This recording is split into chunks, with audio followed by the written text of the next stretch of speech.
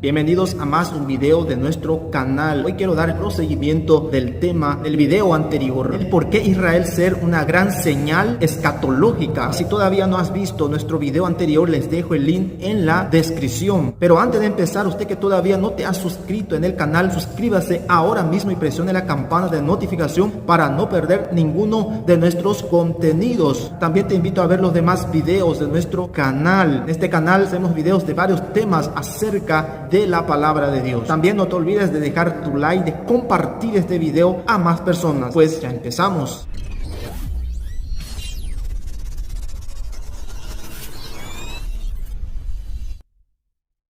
Bien, en el video anterior hemos visto que el pueblo de Israel puede ser invadido por los romanos. La ciudad y su templo fueron destruidos. Desde entonces ellos pasaron a ser esparcidos por todo el mundo. Ellos fueron esparcidos por causa de su desobediencia. Pero el mismo Dios que les esparció fue el mismo que prometió que reuniría nuevamente a su pueblo. O sea que volvería a juntarlos como nación. Y esto fue lo que ha venido sucediendo desde el fin de la primera mitad del siglo XX. Usted sabía que apenas 24 horas después de ellos haber sido reconocidos como nación, ellos pasan a enfrentar a varios ejércitos como Egipto, Jordania, Siria, Líbano e Irak. Invaden el país iniciando la guerra de la independencia. Pero según la historia, Israel pasa a conquistar una gran victoria después de 15 meses de combate. Pero terminado esta guerra, los israelíes, ellos concentran sus esfuerzos en la construcción del Estado. David ben Gurión es elegido el primer ministro y Yaín Neisman presidente. Aún en 1949, Israel se torna miembro de las Naciones Unidas, aumentando la furia de sus enemigos que no reconocen al Estado de Israel. En esto vemos que el pueblo de Israel, ellos siempre tuvieron enemigos. En esto también no cabe duda de la furia de Satanás contra esta nación. Si proseguimos la historia, veremos que en el año 1956, sufriendo amenaza de Egipto, Siria y Jordania, Israel toma la faja de Gaza y la península de Sinaí. Mire que estamos viendo la historia, cómo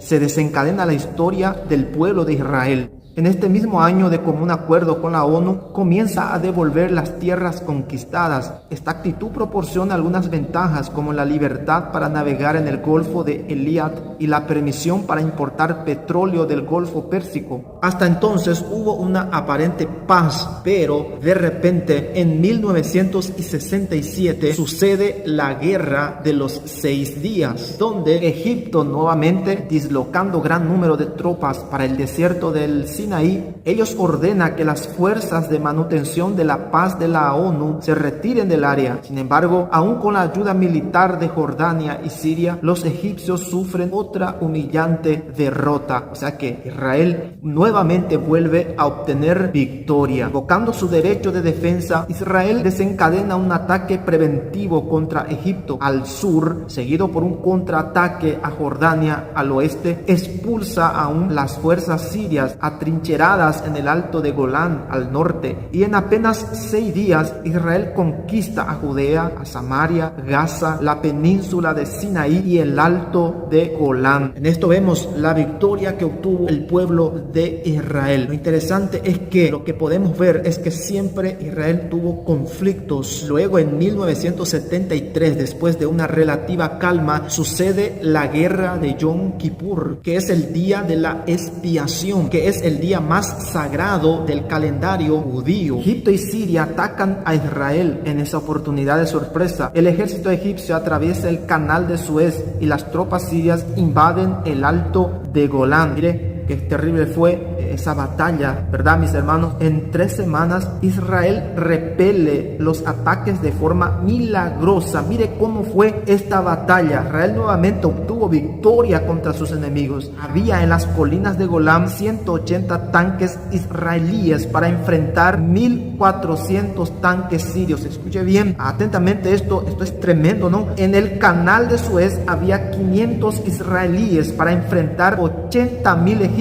Aún así, En 2 días Israel moviliza a sus reservistas, consigue hacer retroceder a sus adversarios, penetrando en territorio enemigo. Si no fuera la intervención de la ONU, Egipto hubiera tenido una derrota devastadora. Esto es lo que estamos viendo, es historia. Después de esa guerra, la economía israelí crece expresivamente. Las inversiones extranjeras aumentan y en 1975 Israel se torna miembro asociado del mercado común europeo. Además, el turismo se torna una de las principales fuentes de renta del país. Hoy hay aún una permanente amenaza. Los palestinos, pueblos árabes que formaban la población nativa de Palestina antes de 1948, estos después de ser expulsos de Jordania en 1970, perpetran repetidas acciones terroristas contra las ciudades y colinas agrícolas israelíes, causando daños físicos y materiales. Actualmente Israel, la Autoridad Nacional Palestina, viene intentando alcanzar un acuerdo de paz, algo que nunca hubo, mis amigos. Siempre hay conflicto y es lo que vemos hoy en día entre Israel y los palestinos. Pero acá viene la gran pregunta: ¿por qué todo ese conflicto entre Israel y los palestinos? Y aquí viene también muchos, inclusive en los comentarios que yo recibo de personas que atacan a Israel, que dicen que Israel son sanguinarios, son asesinos y que atacan a Israel. Nuestro objetivo en este canal no es atacar a ninguno de estos lados, sino encontrar el motivo y bíblicamente poder explanar, encontrar estas respuestas. Es importante entender que el pueblo de Israel, o sea que la nación de Israel literal, que el apóstol Pablo dice que también nosotros los que creemos en Cristo Jesús somos el Israel espiritual. Pero lo importante es que entendamos que con esta nación, con el pueblo de Israel, Dios tiene un pacto, Dios tuvo un pacto. Lo que pasa es que el pueblo de Israel, por ellos rechazar el Mesías, luego viene la dispensación de la gracia, o sea que la dispensación de los gentiles. Nosotros hoy estamos en la dispensación de la gracia. Es por esto que te invito a que mires nuestro video, las 70 semanas de Daniel. Les dejo el link en la descripción. Lo que pasa es que terminado el periodo de los gentiles, el periodo de la gracia, que es lo que estamos viviendo hoy, cuando se termine esto, cuando suceda el rapto de la iglesia, tendrá un espacio de 7 años. En este periodo es donde Dios nuevamente tratará con el pueblo de Israel, con la nación de Israel. Es importante entender que todo ese endurecimiento del pueblo de Israel hacia el Mesías, todo fue permitido por Dios. El endurecimiento de una parte de Israel durará hasta que haya entrado la plenitud de los gentiles. En esto vemos, mis hermanos, que a través del endurecimiento del pueblo de Israel fue necesario, ¿para qué? Para la entrada de la plenitud de los